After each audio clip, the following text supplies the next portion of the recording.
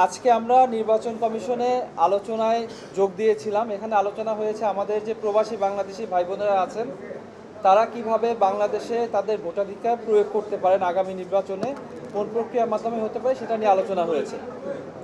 Broadly এখানে তিনটা প্রক্রিয়া ওনারা প্রেজেন্ট করেছেন। একটা হচ্ছে প্রক্সি ভোটিং, অর্থাৎ একজনের ভোট আরেকজনের মাধ্যমে ডেলিগেট করার মাধ্যমে দেয়া।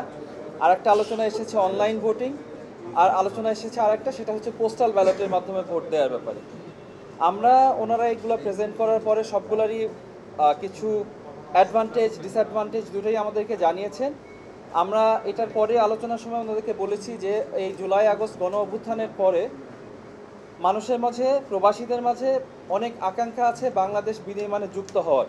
তারা চান তাদের ভোটাধিকারটা প্রয়োগ করতে, এবং সেক্ষেত্রে আমরা নির্বাচন কমিশনকে অনুরোধ করেছি তাদের সর্বোচ্চ চেষ্টা করার জন্য, যাতে বাংলাদেশিরা যারা প্রবাসীরা আছেন তারা সবাই তাদের ভোটাধিকার প্রয়োগ করতে পারেন। এক্ষেত্রে জন্য পাইলট করে অল্প কিছু মানুষের ক্ষেত্রে ভোটাধিকারের সুযোগ দেয়া, অন্য মানুষকে ভোটাধিকার প্রয়োগ করার সুবিধার থেকে বাইরে রাখা, এটা যেন না হয়। এবং আমরা আমাদের আশঙ্কার কথা জানিয়েছি যে যদি প্রক্সি ভোটিং হয়, সেই প্রক্সি ভোটিংয়ের অনেকগুলা ড্রব্যাক আছে, অনেকগুলা ক্ষেত্র আছে যেই জায়গাগুলা রিস্কি হতে পারে আমাদের ডেমোক্রেটিক প্রসেসের জন্য। সেই জন্য আমরা জানিয়েছি যে এই বিষয়ে আমাদের রিজার্ভেশন আছে। রিজার্ভেশনগুলো আমরা আগামী 15 তারিখের মধ্যে লিখিতভাবে জানাবো। এবং আমরা একই সাথে ওনাদেরকে অনুরোধ করেছি আর যে দুটো উপায় আছে, যে আমাদের